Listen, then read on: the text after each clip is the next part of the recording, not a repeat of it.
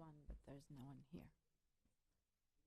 Oh, it's online. Yeah, many. はい、セッション I don't know. のだけわかんない。OK です。Q ダッシュは。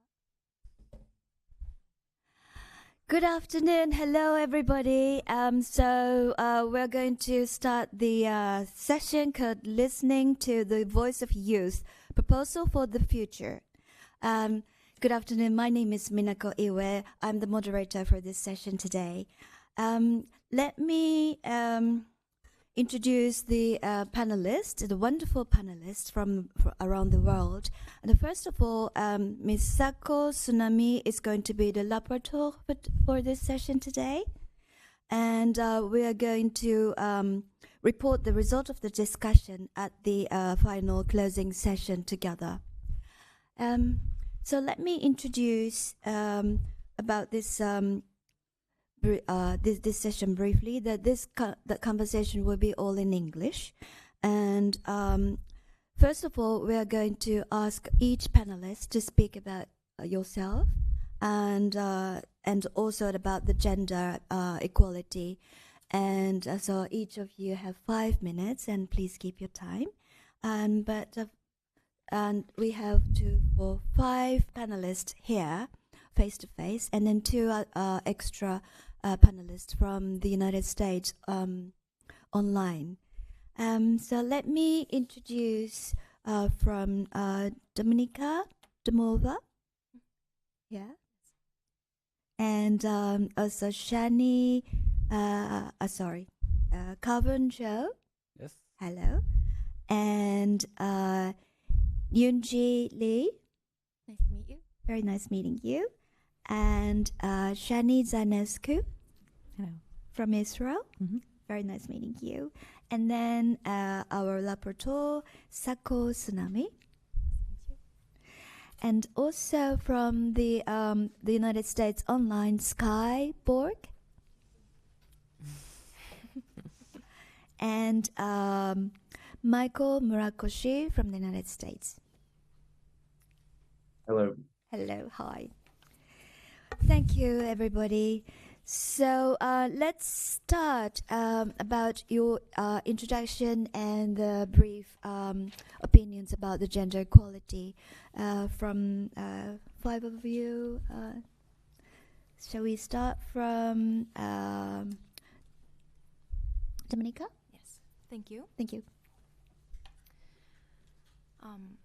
Good afternoon, everyone. My name is Dominika Demlova, and I'm very honored to be here with all of you today. And thank you very much for this opportunity. My career until today has been shaped by pursuit of 3 key areas: architecture design, business strategy, and advanced technologies. I'm working as a business strategy consultant at Deloitte. And at the same time, I am at the moment in the 2nd year of an MBA degree at the Shizenkan University. I have experience of working as an architect at Kengokuma & Associates and of undertaking master degree research at the University of Tokyo. All this has been driven by one key question: how do we build spaces, buildings, and cities that empower and help to connect people? We have gathered here today to discuss the vision and proposal for the future. Cities and physical spaces are the manifestation of how businesses operate, where people meet, and where social interactions occur. Let us build a future that engages and supports in its design by providing access to information, network, and tools to individuals that would be otherwise left out. In this way, I believe that we can create access to opportunities that will help to level the ground for gender equality. We need to consider the limitations of our own narrow understanding. Even as a person with a lot of international and cross-disciplinary experience, I find the need to humble myself. Before assuming other people's experience, difficulties, and challenges, I believe it is necessary to listen. As a designer, this leads me to consider how we can effectively collect and integrate feedback into the design of social structures, and that it is of crucial importance. Prototyping and iterative design process is something I practice both in architecture design and business design. Their success as solutions is closely tied to being highly customer-centric. This means that before spending large amounts of resources, such as time and finance, to develop the solution, from the concept to the final delivery, a low-resolution minimum viable prototype is created and tested directly with users.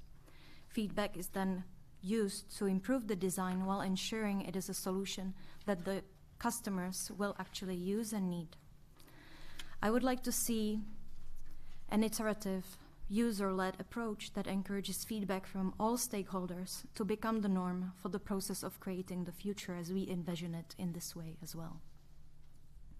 I believe that in order to create impactful solutions to complex issues that arise in our increasingly uncertain and volatile environment, we need to be able to integrate various forms of thinking, problem solving, and expertise.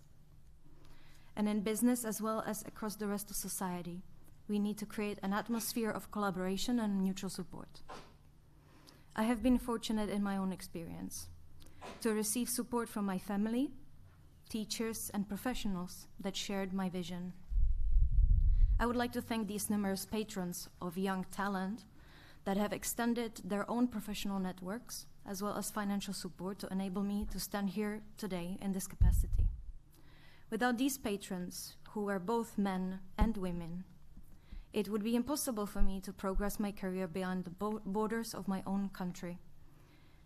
As the youth of the Japanese as well as international community, let us think about how we can support the future generation as well.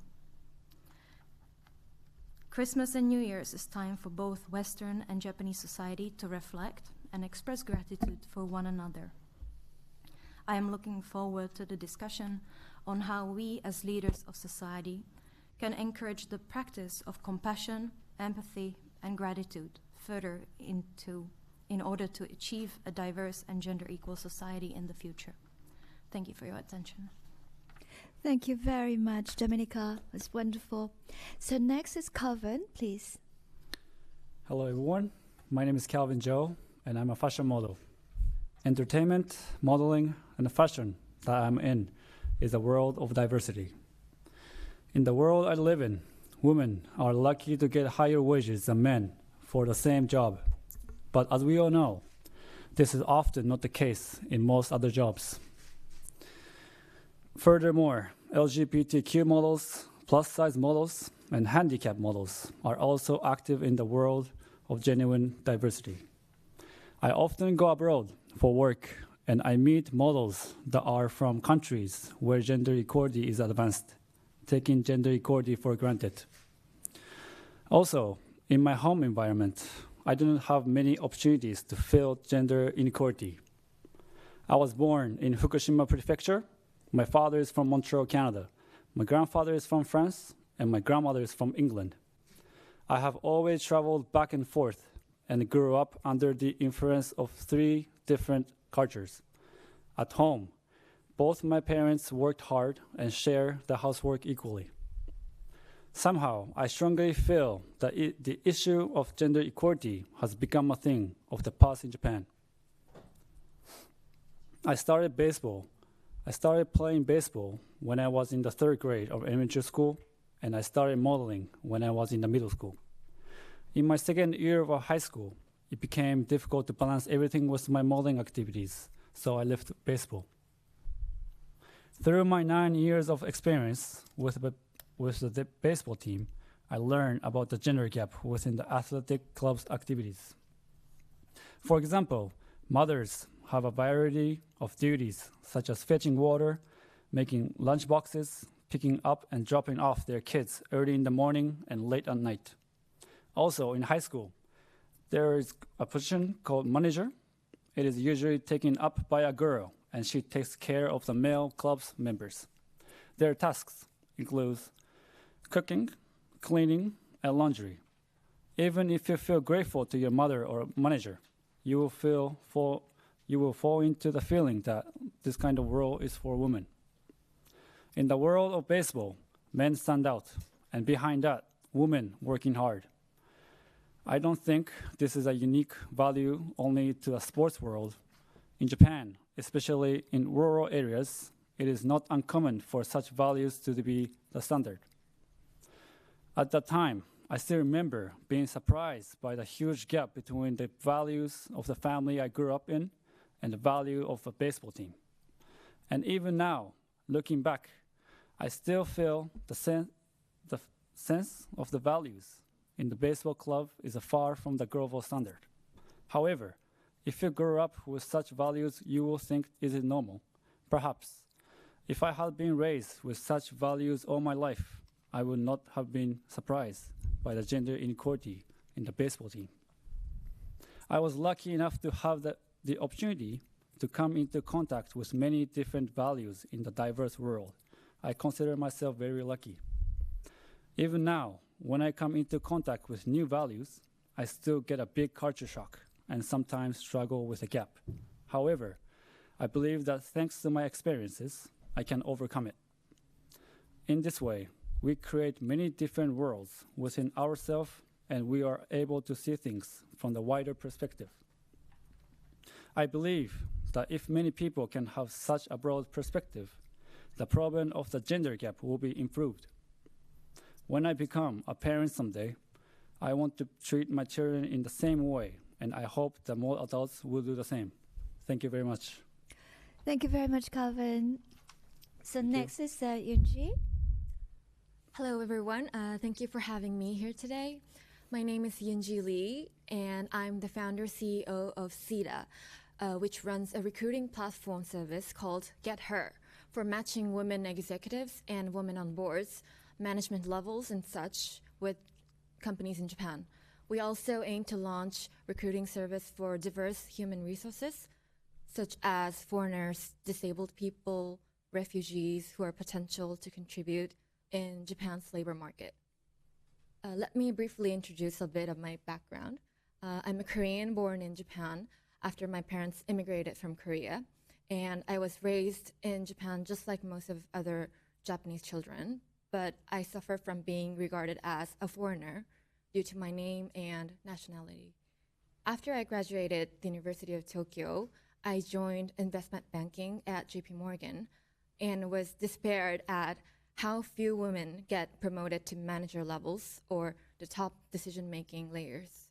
That's what encouraged me to start up my own business on women empowerment through board diversity.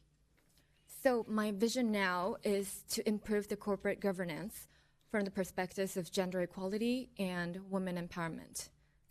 Board diversity has been a critical global movement, and a lot of global investors have started to measure firms on this matrix. For example, Goldman Sachs announced last year that they will only underwrite IPOs in the US and Europe of private companies with at least one diverse board member. Japanese government has set a goal of 2030, 30%. That is to increase women on board up to 30% by 2030. Japan's women ratio on board is still less than 10%, even it increased by 5 times in the past decade. So you can imagine how few there were 10 years ago. And it's still a lot behind the majority of advanced countries. US and EU have now over 30%, even 40% women on board and decision-making layers. There are studies by McKinsey, Deloitte showing results that board diverse companies or diversity-carrying companies are doing better in business performance. And now it has become a fact that diversity, equity, and inclusion in firm culture is a critical value. I look forward to have discussion with you today. Thank you. Thank you so much, Yunji. And so next is Shani Zanescu, please. Yes, thank you so much for having me. My name is Shani Zanescu, and I'm a climate technologies investor and also co-founder of a nonprofit organization called Planetech, which is promoting the entrepreneurship world and innovation to solve the biggest crisis that humanity has ever faced, that is climate change, of course. When I was 16, I started college in the US. I'm originally from Israel.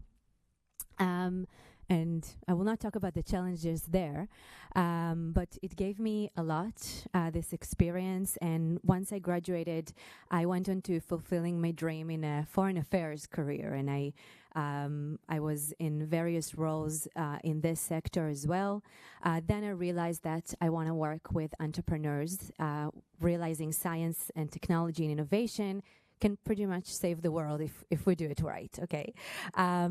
But my point is, also after I opened my own company and started investing in these companies, is that I'm grateful enough, and I'm grateful every day to have this notion of following my heart and dreams if I wish to do so. But I think it's an important reminder that it's not the same in many parts of the world. This notion can be more westernized, and not the whole world is experiencing that. Unfortunately, in many countries, societies, and communities around the world, when we talk about what we see as ideal society, for me, is one that every girl can dream and become whoever and what she wants. But when in certain communities, especially in developing countries, these girls have very survival fears and are at risk, their lives are at risk, it's really difficult to dream and follow these dreams.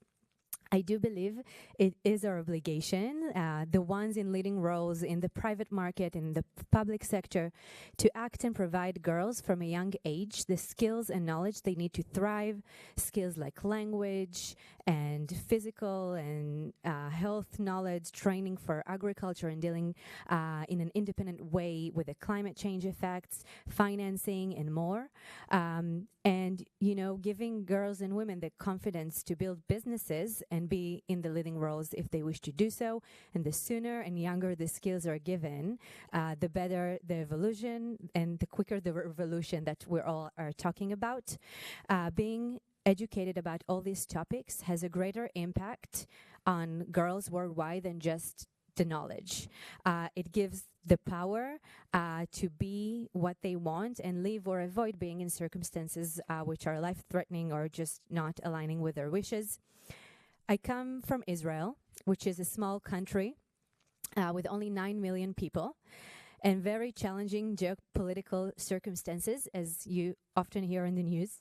Yet, despite all of that, it has become the country with the most startups per capita and with some of the world's most innovative technologies like drip irrigation, 3D printing, instant messaging, and even cherry tomatoes. Going back just 70 years ago, the entrepreneurial spirit in our country and its innovation, in fact, derived from lack.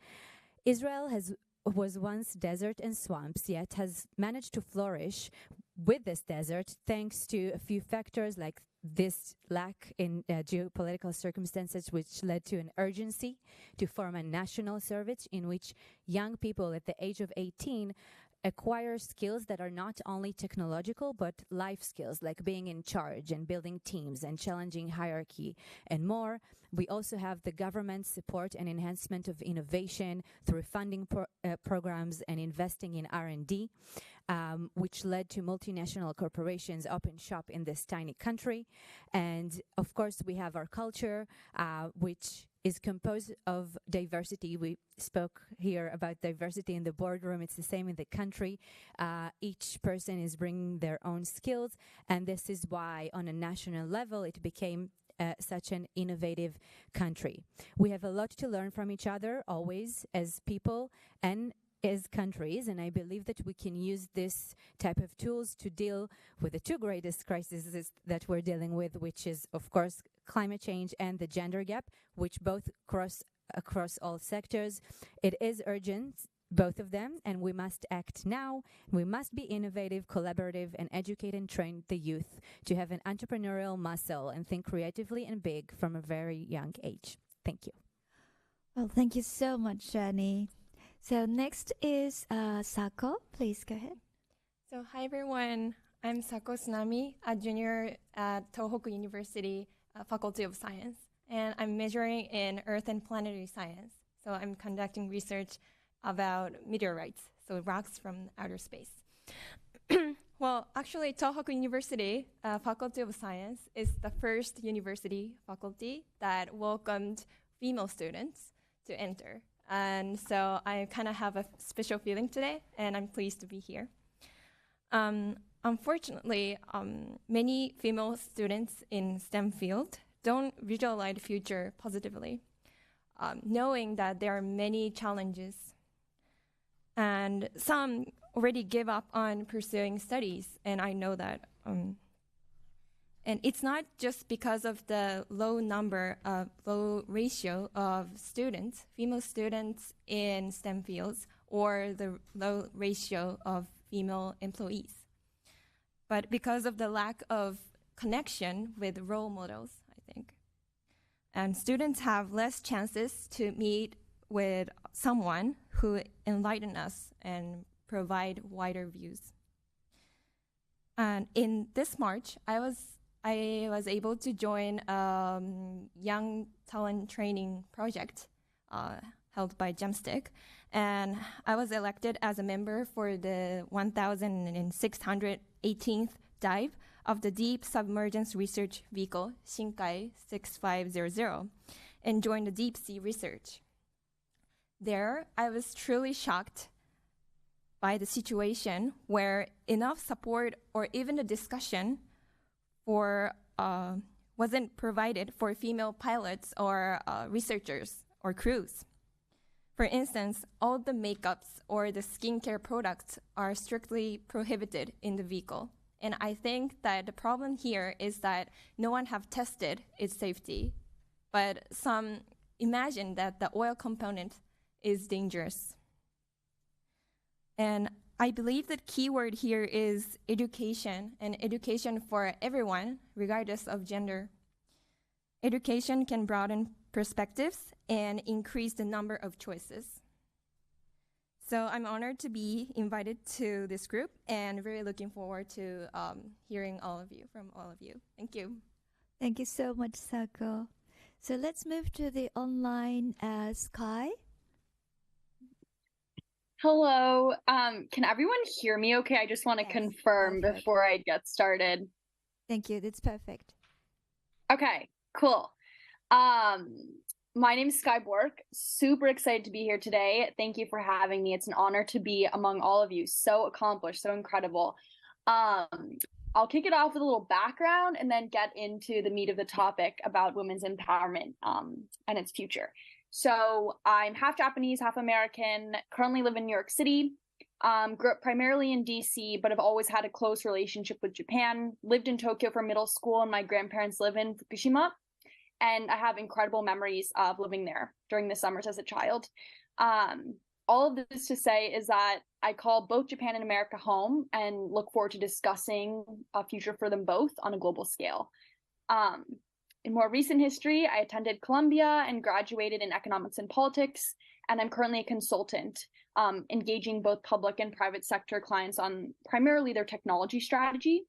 And in my free time, I research for the AAPI Victory Alliance, which is the first Asian American Pacific Islander-focused think tank based in the US. Getting to the point of today's panel, the intersectional empowerment of women has always been a core issue for me. I attended an all-women's elementary through high school and was the national winner of a women's college scholarship program and trained to be a ballet dancer from my whole childhood to young adulthood at ballet schools mostly composed of women. So the strength of women and the criticality of gender equality have been consistent threads throughout my life. So my own experiences and the research I've conducted have identified a few key points as we think towards the future that are particularly important to me and that I thought I would raise and kind of preview here before we get into the panel discussion. So the first is a focus on intersectional feminism that centers the voices of those experiencing overlapping and concurrent forms of oppression, whether it be across race, gender, class, or sexuality. An intersectional lens is what will enable us to properly understand the depth of oppression so we can make the most meaningful and impactful decisions. As an example, as an Asian American woman myself, I've lived at one intersection of race and gender.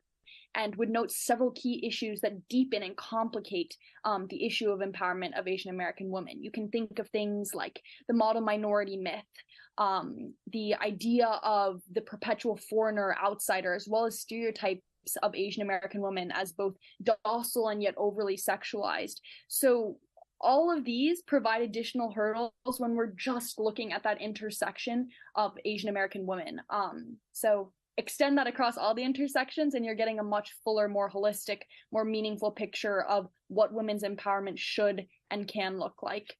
The other thing I'll note that I hold dear and super important is the criticality of rectifying the economic disparities that place women, women of color, and transgender women at an automatic disadvantage.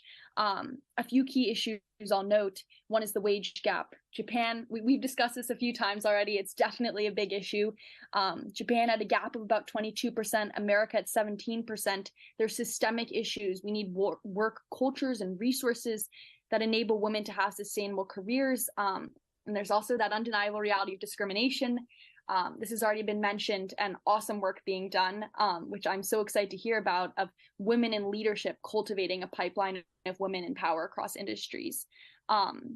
Last thing I'll note, the economic importance of universal safe access to key women's health resources, whether it be contraception, reproductive health care, or the elimination of all tampon/pink taxes.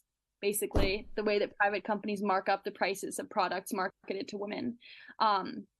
So my experiences in ballet and my research for the API-focused think tank have all led me to really believe in the importance of intersectional feminism and the importance of getting rid of those systemic economic barriers that disadvantage women from day one.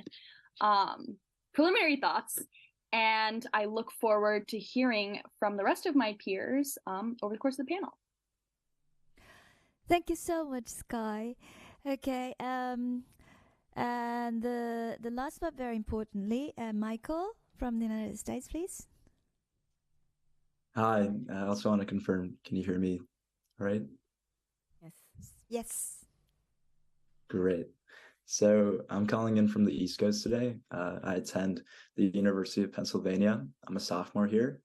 My mother is Japanese, and I grew up in Yokohama for about 4 or 5 years in middle school, and my dad is Canadian. I think one of the biggest transitions when I moved to the US for high school and now for college as well was really this big difference in terms of the leadership roles, women in leadership roles. This has come up quite a lot already, but coming to the US for high school right away, I really noticed women, all 3 years of high school, women were the student council presidents, women's leading the debate teams, women's founding their own startups.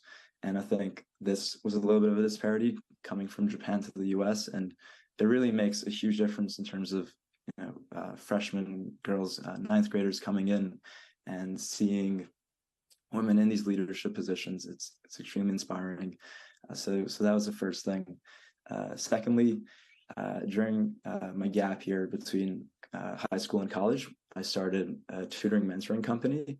And what we really stressed through this company was matching students with tutors based on a shared passion and a shared interest. And we really tried addressing the problem about women in STEM. Like it was already mentioned, I think there is a lack of representation, and we really stress pairing, let's say, many students, girls who are in middle school and high school with college students who are going to go to college, women who are in college who were going to attend medical school. So having somebody who's a mentor, who's walked a similar path and has overcome many of these obstacles and can provide the support and the inspiration went a very long way. And many of, I think, these girls who face many of these challenges in pursuing STEM gained more confidence. Finally, this past summer, I really had the privilege of working at Empower Partners. It's a Tokyo-based VC firm led by some of the most brilliant women in Japan, Kathy Mitsui and Yumiko Murakami, who are also speaking at today's incredible conference.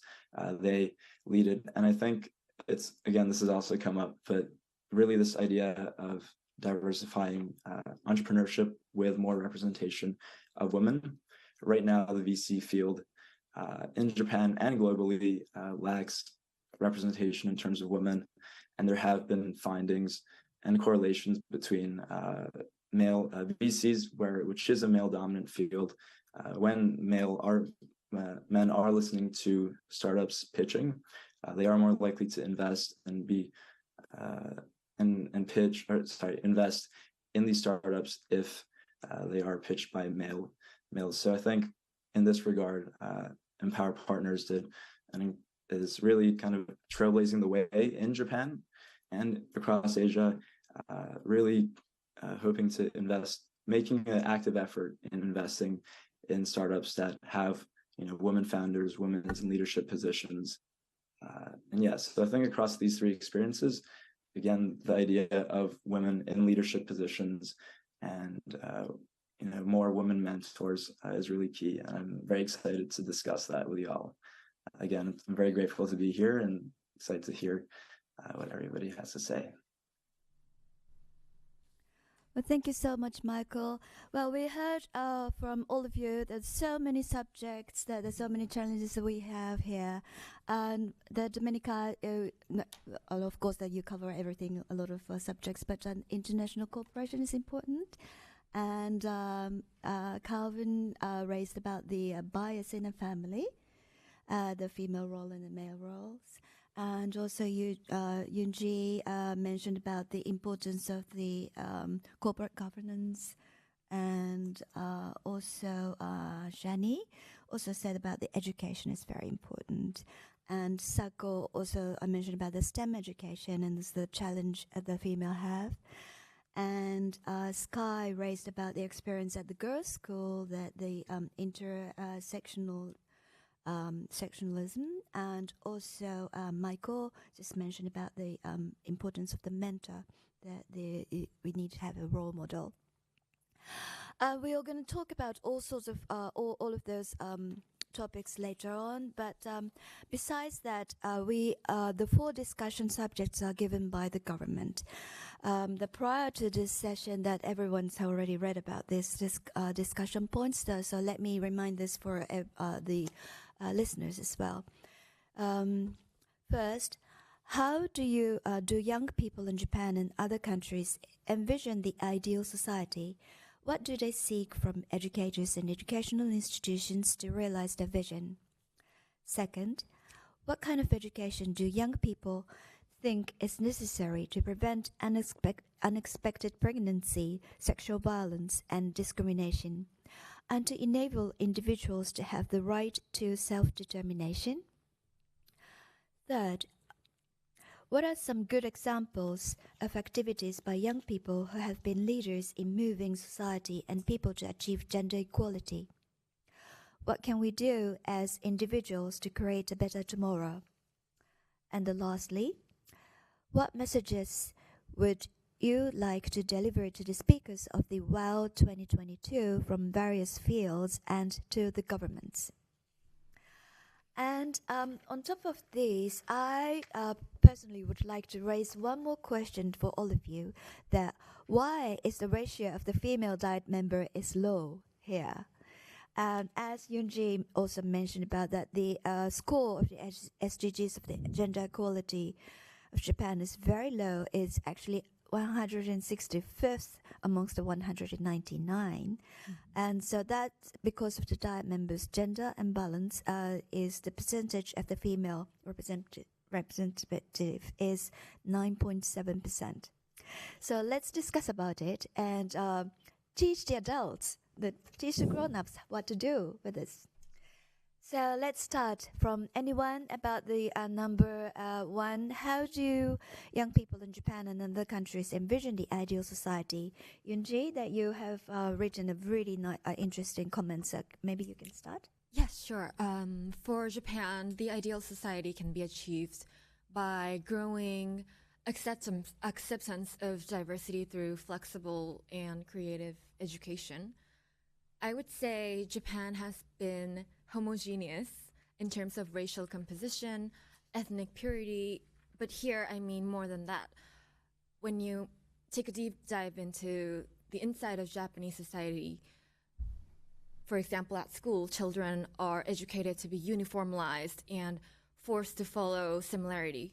Students are prohibited to pursue their characteristics. For instance, dyeing hair, wearing what you like. There are unconscious bias that girls should wear skirts, and etc. Education in Japan lack freedom and discourage children to make proactive decisions on their own. This results in homogeneous community afterwards among, say, political decision makers or board members in business composed by people from similar backgrounds, similar education, and similar values and the way of thinking. So this has created homogeneous, less diverse, less creative society and behind diversity and innovation. So for Japan, I would say that the ideal society can be achieved by growing acceptance of diversity through education. Thank you very much. That's very interesting because I know your background that you were being brought up in a very strict girls' school. Right. So does that make difference, do you think? Yes, definitely. Yeah? Yes. So everybody just speak freely. Okay. Okay. Yeah. So boys' schools and girls' schools, that the difference, you think? In my personal experience, I haven't been in. I've always been in a shared environment. Right. I think there must be a certain difference, but I think later in the career, when the community gathers again, only then we can see what the differences in perspectives are, and we should encourage people that might not come from an environment like that to become comfortable as well. I think that might be challenging in my view. Right. Yes. Thank you. And also, may I ask Sky, how that you brought up in the States, and how did you feel about that? What Hyunji just said. I mean, I think the comments on acceptance and celebration of diversity through education as critical towards progress, 100% agreement. I think couldn't be better said. On the point of the influence of single-sex education, I find that a really interesting question. I've grappled with it myself, having gone to an all-girls school. I think there's certainly benefits in the sense that women are empowered and raised in like a kind of girl power environment. But then I'm left with the question of what happens when, again, you're in a society with people across the gender spectrum. How do you then apply your learnings of women's empowerment into the real world? So that's something I've had to navigate moving from that single-sex school into university. And again, also the question of, as the definition of gender becomes more fluid and changes and evolves, what is the role and function of single-sex schools becomes an interesting question as well. Right. Is there anybody having any comments on this topic? Well, because the people just raised up that the early education is very important, and so that the single or the boys, the co-ed, that makes a really big difference. I just feel that I'm also from the very, very strict girls' school, so that I just feel that. But like Carvin, how did you feel about that? And that did the early stage education matter to you? Makes any influence into you? Sure. So, for my environment, I went to school where 50% male, other 50% female, and 50-50. 50-50, yes. And I don't experience about how to say, when if you're the woman, so you have to do this. You're the man, you have to do this. So it's hard to think about this because if the person who went to school where it's only man, or for a woman it's only woman, it's hard to live after the education, like after the education. It's hard to live. So it all depends on what they think and about the house environment, I think. If a student went to the school which is only male or female, I think the parents should teach to the kid about how they treat other people. Right. So you think that the household education is Yes, important? I think it's important. Probably more important Yes. than the school. Right. What do you think? That's Sako, probably? Yeah, I agree with all the panelists saying. I thought that, ask all the schools with no rules is kind of hard thing, right? So I think some schools remain to be very strict, but some are not. I think the important here is that each of the children or the family has choices to pick which school to go, and if they have free to choose, then it's much better than this situation, I think. And as you said, early education is, I think, much much more important than education in university. I feel. Because kind of self-determination or other, the biased image will be formed like before we enter middle high school or high school. So we have to focus on more earlier education and about the household education as well. Right, yeah. I think you're very right that the early education is very important. But the thing is that the early education is something that you cannot choose that is your parents choose it. So that comes to be like the responsibility is on the parents rather than the school or yourself. What do you think, Shani? I think indeed it will be ideal if early education would have provided kids with the skills, but maybe a different perspective a little bit. I mean, I received personally so much from my university years and as a teenager.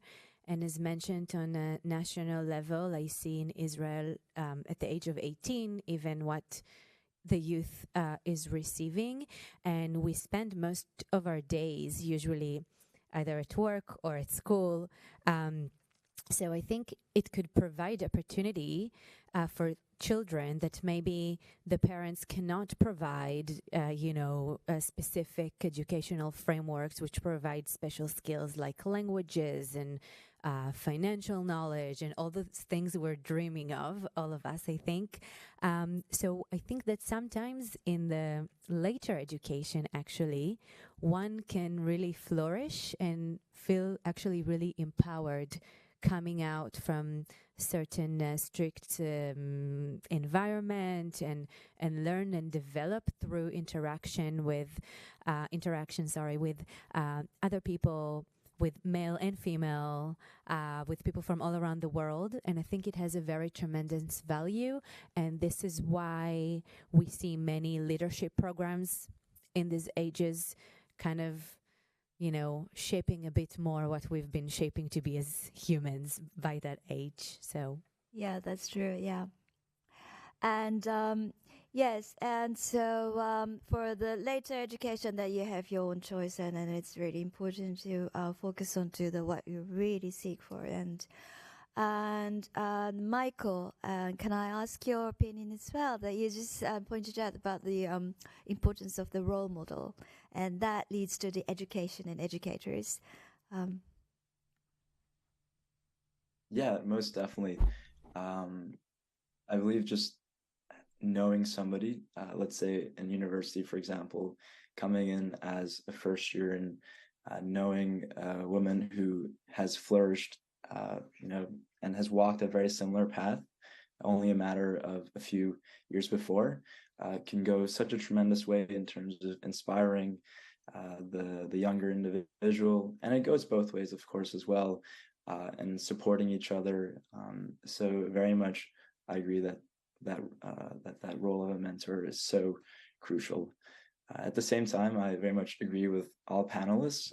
One thing I'd like to add is the importance of proper training at all levels across these educational institutions with these instructors when it comes to reducing all sorts of biases. I think the smallest comments, whether it's an elementary school teacher or all the way up to a university professor, when it comes to, maybe even if it's unintentional, a biased comment about, a girl should maybe not pursue STEM, for example, that can, really be detrimental. And so proper training at all levels to treat, all genders with equality and with equity as well can go a really long way. Yes, right. Thank you so much. So can we, if there was anybody else that having a particular opinion to say, shall we move to the number 2 issue, which is what kind of education do young people think is necessary to prevent unexpected pregnancy, sexual violence, and discrimination, and to enable individuals to have the right to self-determination? Can I start with Sako? Yeah, sure. Yes. So I know that, I learned that there are many projects in progress that the government is conducting, and all the group of people are working hard on this. But I think for the first step, I think all of us, from children to elder people, need to learn the current situation in a correct way and be aware of it. It might be the first step. And what is more, it is crucial to have opportunities to express the own ideas on it. So in Japan, there's kind of typical culture that try to read others' thinking and try to avoid collision. And I'm not saying that this culture is 100% wrong or to be changed, but it could be a barriers to this problem. And the same thing can apply for the self-determination. As I said, the education at their early age is important for this problem as well. Right. So I think you're so right that this is not just a problem of us or your age, but the elder people should be included as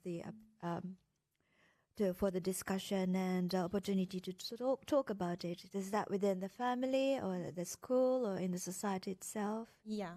Yes. Hopefully, all of the society can have the place that everyone can speak aloud freely to express their own thinking. Right, thank you. And that's the female side of the opinion. And what about the male side of opinion about this problem? Yes, so it's important to get rid of the embarrassment that comes discussing this topic in Japan society. In my view, this creates barriers, same as that, barriers for improving the current situation. So, as I say, I raised in Japan and I moved to Canada, and a few years I was living in Canada, and I had experience living in both countries. And I think it's home environment. In Japan, is really sex education is really slow in Japan, I think. So even junior high school I think sex education is really slow in Japan. So home environment, I think parents should teach their kids about sex education or those kind of stuff. I think Japan parents think it's embarrassed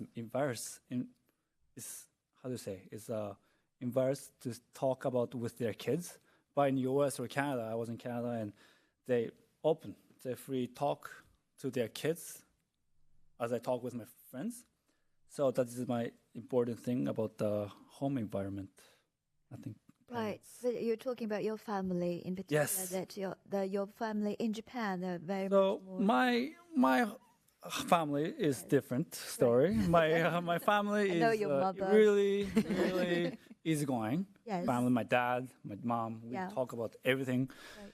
But mostly, I have a lot of friends. I grew up in Japan till high school, and I have a lot of friends who are Japanese. And as I talk with them, they told me like, oh, we don't talk about that kind of stuff with my family because it's kind of embarrassing and everything. And my parents don't talk to me about because they think embarrassed. But in Canada, I have a friend who grew up in Canada. I talk with them, and they're like, oh, really? We talk everything with my parents. He said, no shame, it's all good, So I think it's different culture. So I think in Japan, parents should more talk about that kind of stuff with their kids, I think. So, what about your parents, Sako? Was there any different from the Calvins? My parents are Japanese, and I think it's a bit different, but they are open as well. And one thing I can tell you about my parents is that they're always ask our children's idea, not just giving the solution first, but ask question first and try to, think the children's the choices comes to priority. And yeah, so that's great. Yeah, I think it's great. Thank you for sharing that. And so can I, Sky, can I ask that you're also internationally brought up, I think, that how did you feel about your sort of environment, the household environment? That were you brought up in a very free, flexible, open-minded, that easy to make a conversation about the sexual issues? Yeah, I certainly had the privilege of growing up in an incredibly open and welcoming and inclusive home environment when it came to these topics, and I'm very grateful for that. But my own privilege to me reflects the importance of providing avenues for this education outside of the home. So because that's going to range so much across families, I think providing comprehensive sexuality and gender education in schools is critical. There's so much research that demonstrates that comprehensive education reduces teen pregnancy, improves sexual health. So I think that's the starting point in order to provide some sense of uniformity of education access across people of diverse backgrounds. The one other thing I would note, I think, is when we're thinking about things also like sexual violence and discrimination, the criticality of having mental health resources and counselors in schools as well to enable young people to begin addressing and working through challenging experiences or conditions. So as awesome as it is to have a supportive family and how important that is, in the more immediate future, I think as we work towards societal change, the role of the school becomes very important. Right, that's great. So that you said that the school education is critical, and then also Kevin said that the family education is also critical. So sounds like that both are really critical. That the combination of that should work really well. And is there anybody else having the different opinions or the backing up opinions? Yunji? Well, it's actually interesting and odd that sexuality education has long been a taboo in Japan education, because it could actually affect your life. I've seen a lot of American TV shows or movies that show high school girls unexpectedly get pregnant and have to give up on their life or career, or they're following their dreams to go to university schools and stuff. So I think these education at the earlier stage is important and should be mandatory in school education as well in Japan. Right. So basically the education matters, and does everybody agree? Yes.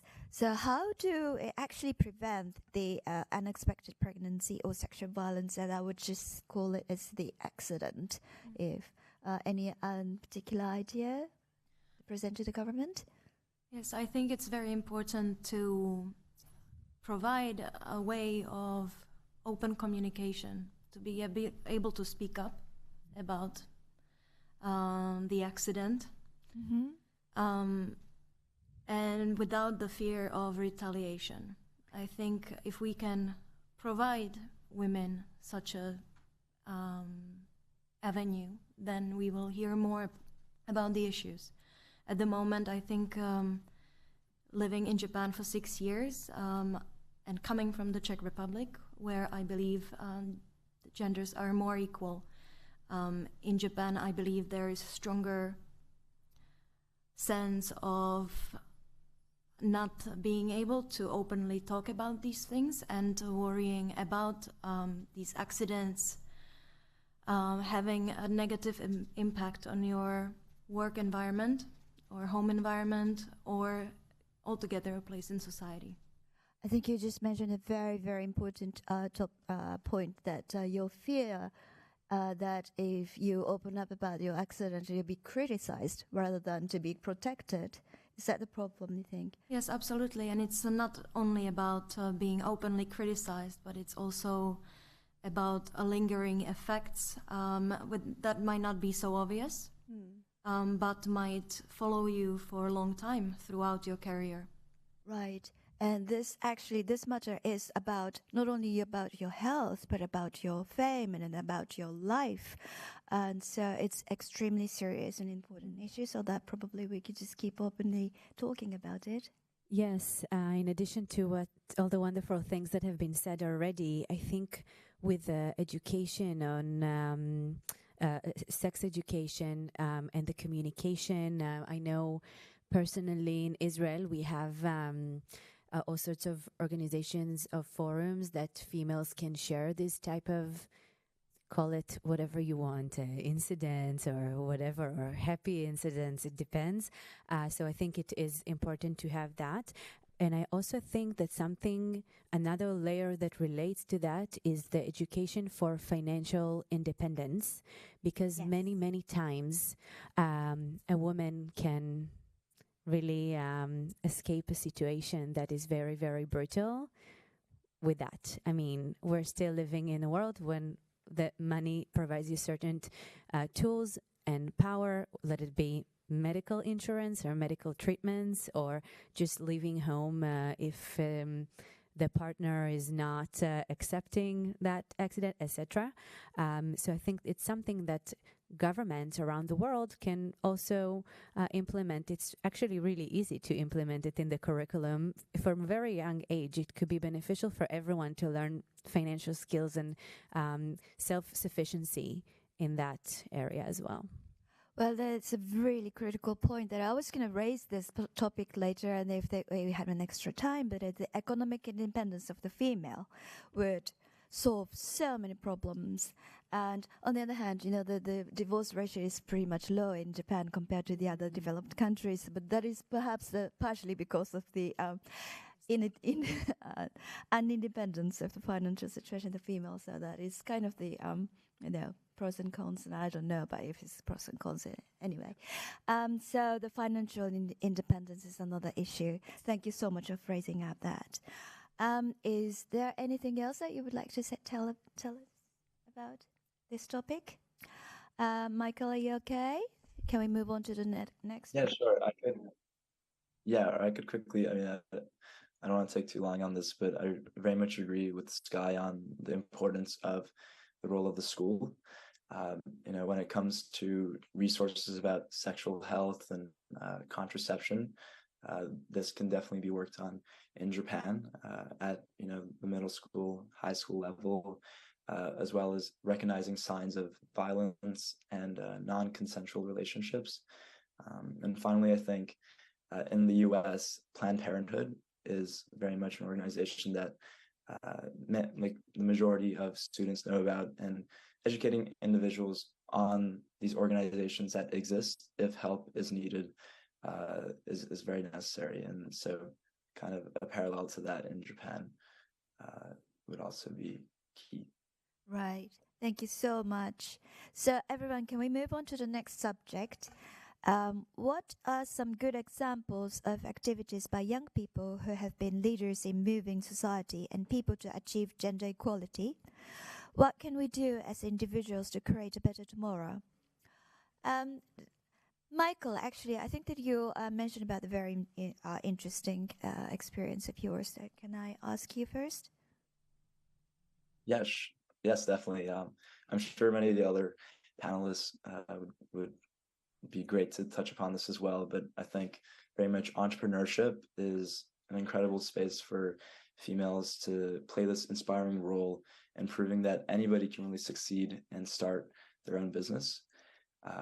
I think this impact is especially profound when they work in like these social impact heavy fields such as, femtech, education, climate, of course, and more.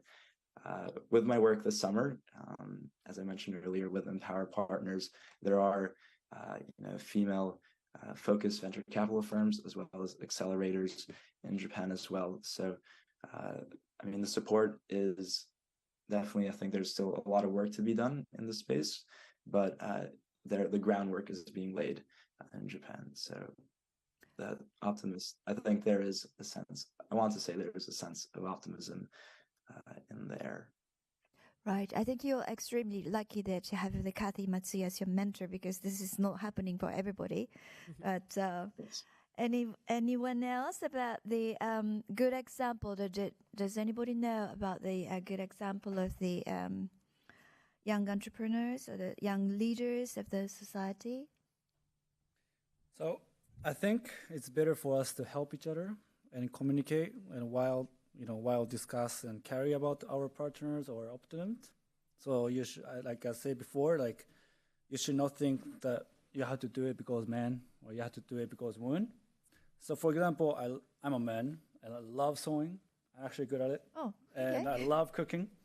So and I saw my friend's mom's T-shirt because there was a hole, and I actually I did it well, and she said to his son, who's my buddy, say, "Oh, Calvin saw it, so actually good." And he was like, "Yeah, Calvin, do that girl thing." And his girlfriend got pissed. Got angry. So I like doing those kind of girl thing, and men and women can work as well. And women these days, a woman staying home or nowadays say work, but only a long time ago, a woman in Japan, for example, women staying home and do the housework, and while men work. So I have another friend who's like 6 years old, finished working, and he met a lady who worked as a CEO of company, and she said to him, if you want a kid with me, you do all the housework, and I gonna work, and they're happily married. So like it depends on what they do and not. So it's important to just talk about, carrying what we have to talk each other and help each other. I think that is really important. Yeah, so that we just get rid of the unconscious bias, Yes. and then starting from the family.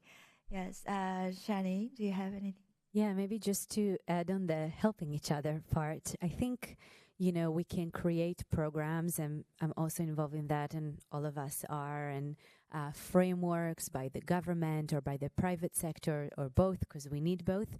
But there is a really powerful kind of day-to-day notion that I feel everyone can adopt, even if they're in the top positions in organizations or not. And it's that notion of helping each other and connecting a female founder with a few investors that I know, or just a contacts of mine. Like, this is something that we do a lot in Israel because it's small, so everyone knows everyone. But it's like that everywhere around the globe, and we all have our own communities, and we can just create them without waiting for the government, just because naturally it takes time to implement all of these great ideas that we all have here. But we can start now by supporting anyone who can seek that help from whatever it is that we're doing. Oh, that is fantastic, because then we can start from now by ourselves, Yeah. and then we can create this change tomorrow and not waiting for the government to change. That's very good to tell that to the government. But actually, that's the power of the people of the young generation, just like you.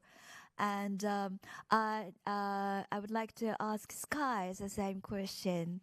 How do you feel? Yeah, I Like a hate good to be example and- repetitive. Oh, Yes, sorry, go I on, missed go on. something. Oh,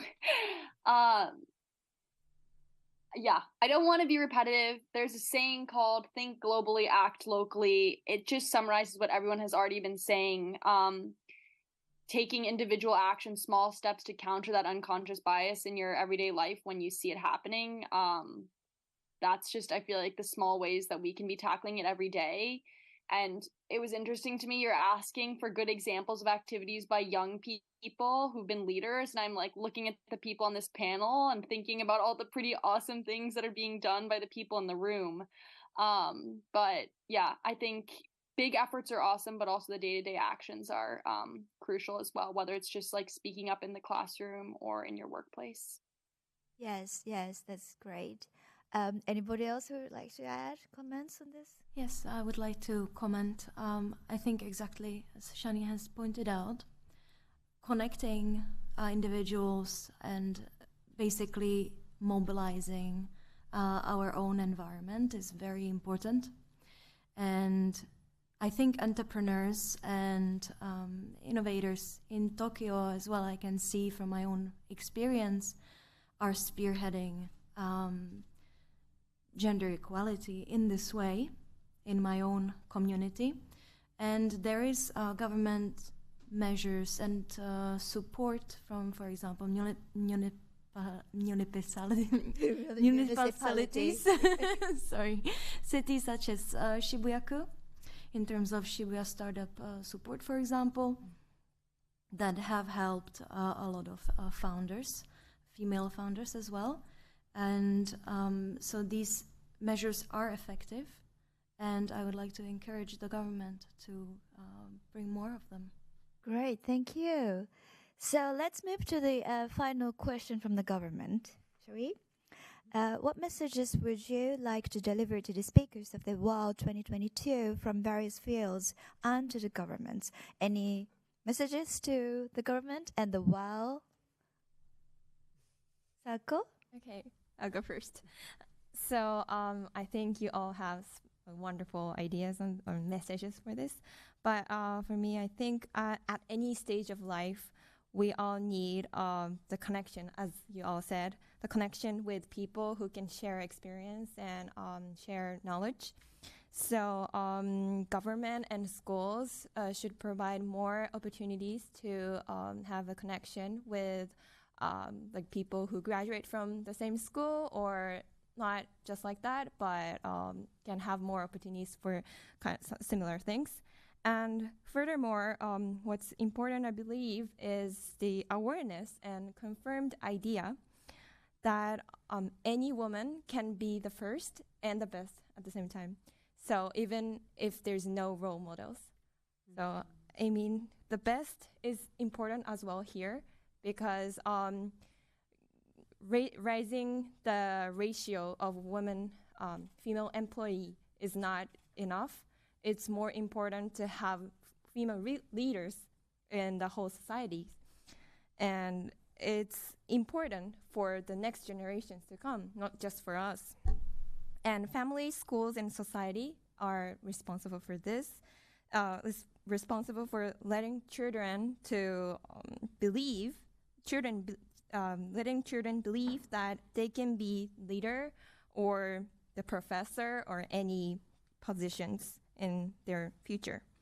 And I strongly expect government and the whole society to aware that the education, regardless of gender, should be prioritized to change the situation. Yeah, that's all. Fantastic. Thank you so much. Okay, Shani?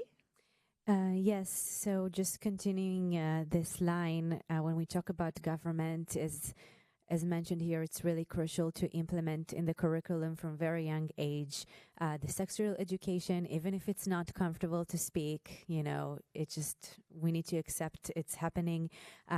Education about health and current event, general knowledge that is happening around the world.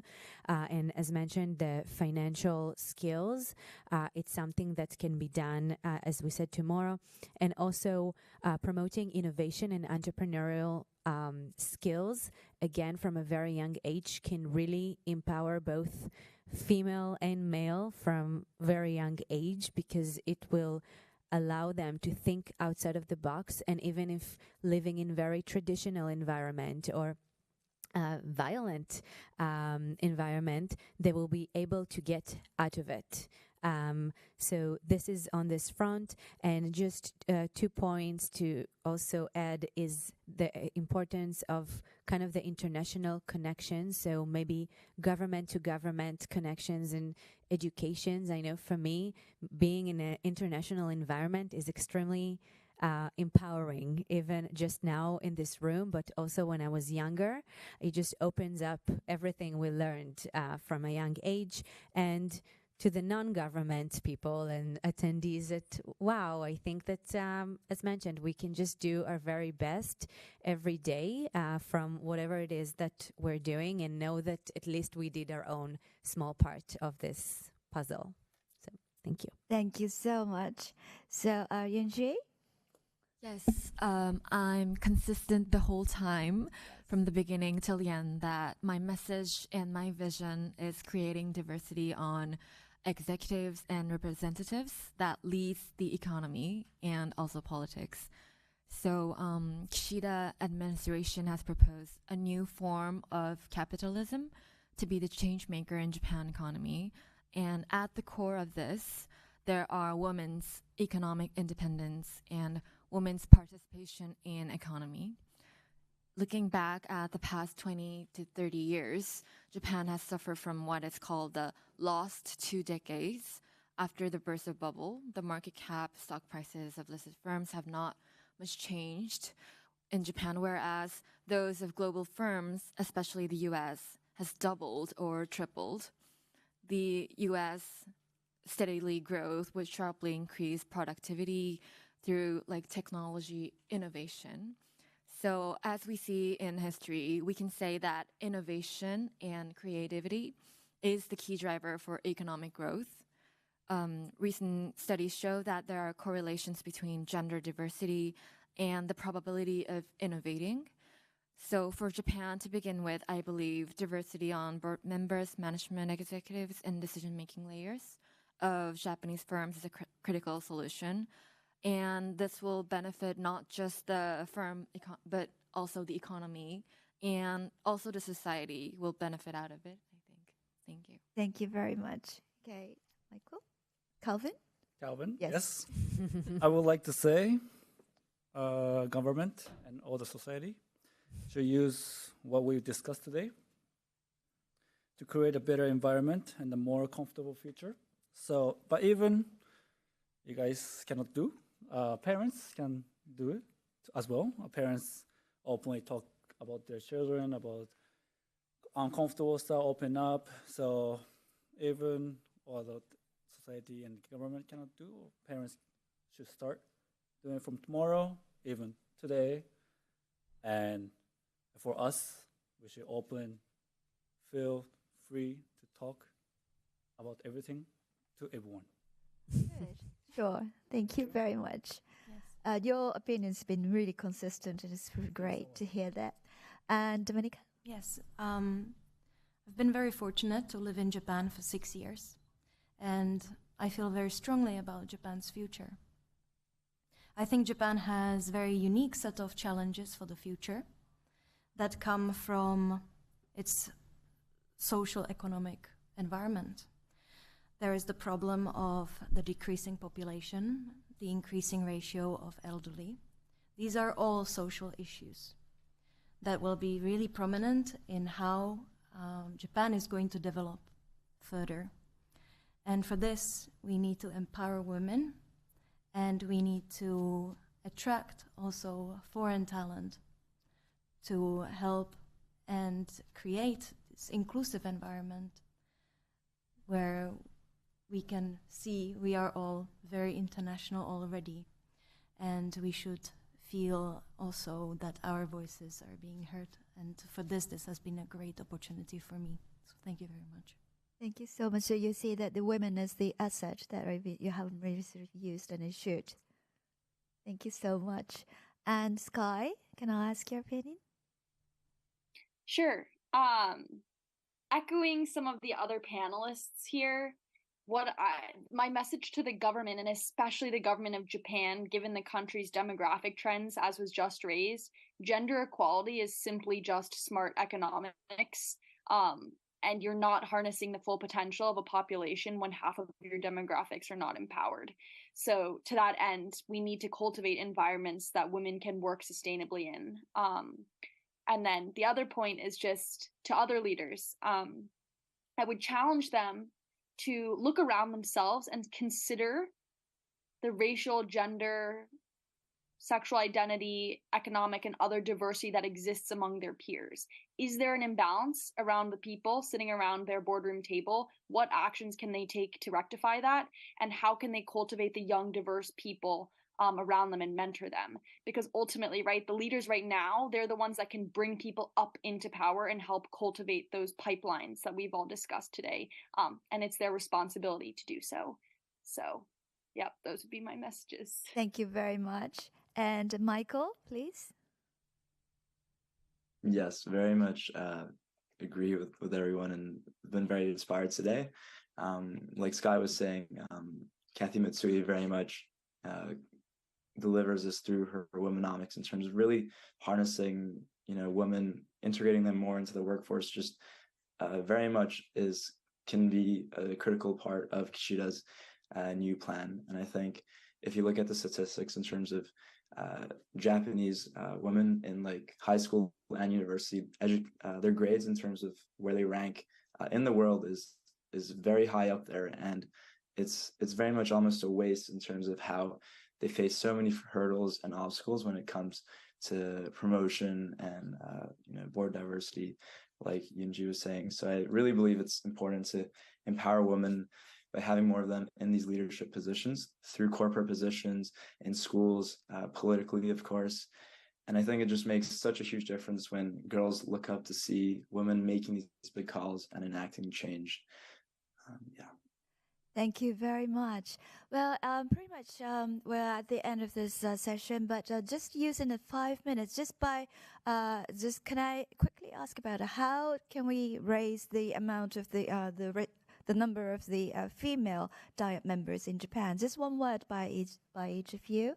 Can I ask from Sako, perhaps? Sure. So just one word each. So we have 5 minutes to go. So education, of course, is important. Education. Yeah. Okay. Yeah. Anything could be attractive for the female to be. Yes, I want to be a Diet member here. Jenny? I think I will add to the education the innovation. Innovation. I think it could appeal, yeah. Right, so all about the background. Okay. Mm-hmm. And Yuji? Some people say that, hey, it's not fair that women gets to have advantage these days.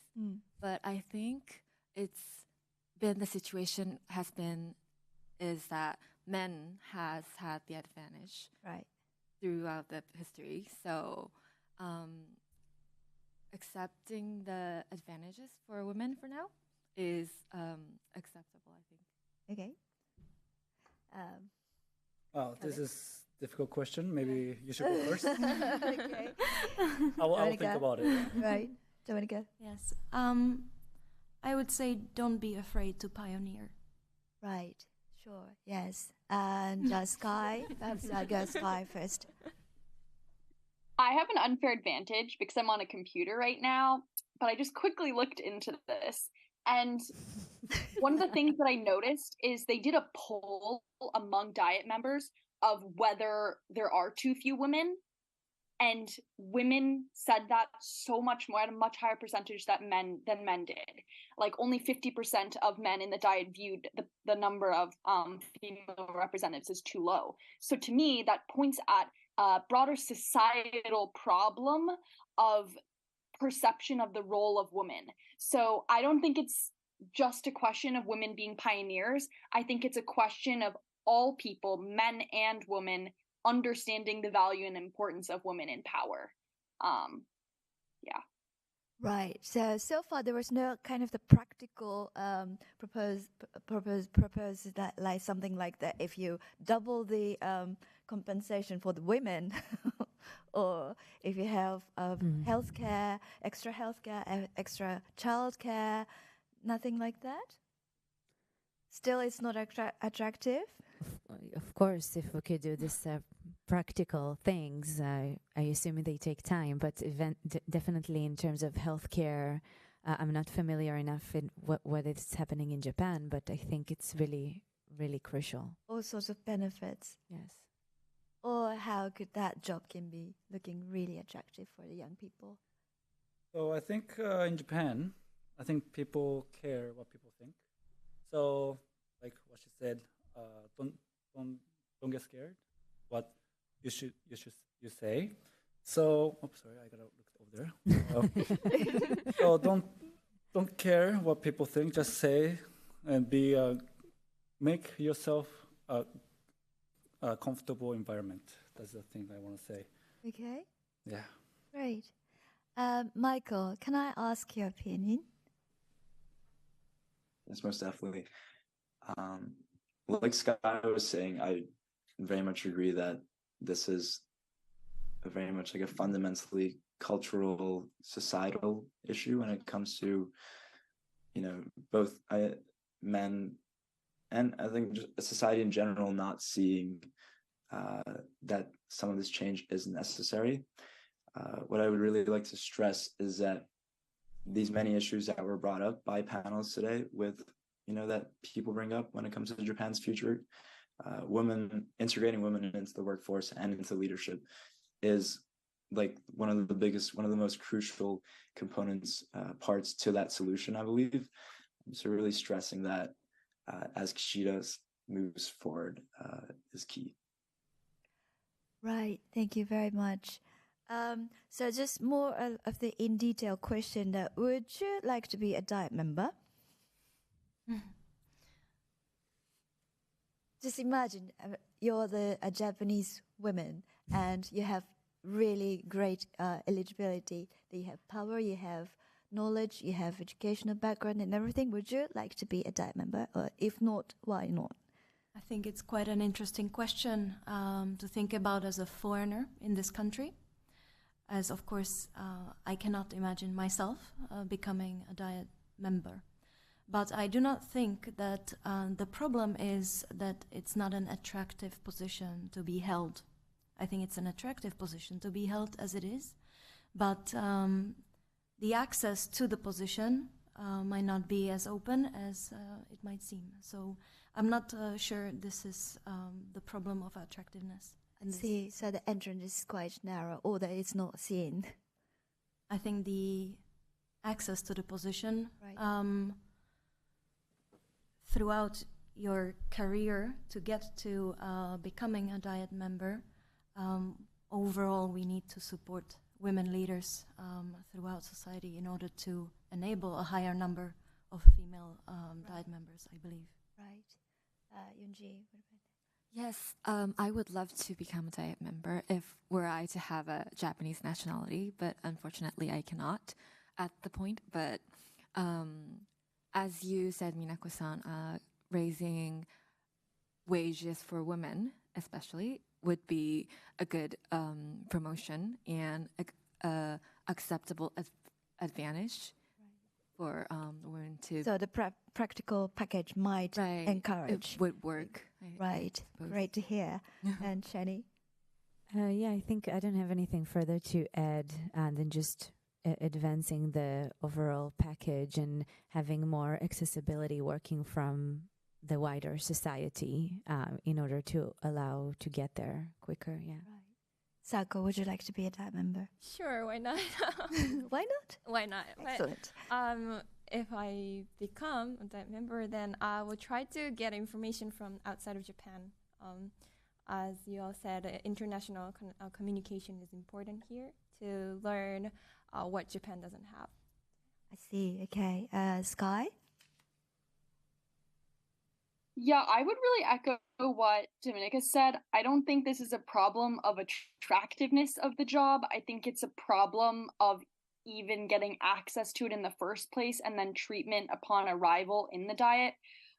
And I'm just curious, when you mention some of these like practical things like increasing salary or childcare, I can't imagine those things ever becoming reality in a society that doesn't value female leaders and the importance of putting women in positions of leadership. So as exciting and glamorous as that is, I think the societal and cultural perception of women needs to change first. Right. Yes. I think you're quite right. Thank you very much. I would like to ask for the audience, is there any question that we have 5 minutes left? No? Are we all right here? Okay, good. So in that case, I would like to ask Calvin and Michael about the what you have felt about this throughout this session as the different gender. Yes. Yes. That's a very difficult question too. Yeah. Okay, so it's really interesting how different is women and men.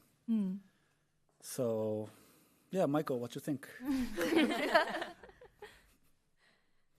Definitely. Well, obviously, it's been an incredibly honor to be among such competent, talented, incredible panelists today. And I think really, of course, women are leading this, but men are also, a huge component of that problem, and they're part of the solution as well in terms of, 90% of the current diet is men, and men that are aware of a lot of the issues that we talked about today, that is also part of the solution. So I really appreciate you including me and Calvin today in this discussion as well. Right. Thank you so much. Is there anything else that you would like to add on that, Dominique? Yes, I think it's very good to have male support in this group. I think it's very important. And in my career, I think I can say that I have been supported by male leaders through either scholarship that their organization has provided, or as professors and so on. Now, male leaders are, of course, the majority, and without their support, we will not be able to change the situation. Right, yes. I think that we are having the limited time, but one more person to applause men to contribute here. Would you like to try, Sako? Okay. So I think, just real quick, I think the male and female both involved together is important here, because to realize the gender equality, we have to think about the biased ideas on male as well, not just on female. I think males also have experience on those things. So yeah, and also inviting youth to this program is very important as well. So I wish that this kind of event will continue to be held. Thank you so much. So I think that we're going to have to wrap up this session now. But well, first of all, thank you so much for participating in this. As your participation is so important for this entire WAW session, as you're not only the future, but also you're the existing present people who's got votes and who's got opinion, who's got the power. So I really thank you all for contributing to this session. And we have made a really good conversation about the improving the early education and also the value family support and creating diversity in the society, and also the female economic independence is important, and also the creating the role model is really important because the role model is really important, and also the society itself is getting old, so that we need more of the women's power here introduced and being utilized as well. But for this wrap up, and I would like to close the session, and thank you very much for all of you for the participation, and look forward to this closing session at beginning at the 4 o'clock as the rapporteur Sako will wrap up all those session and make a presentation in front of everybody. But thank you so much. Thank you so Thank much. you. Thank you so much. Thank you. Thank you, Sky, and thank you, Michael.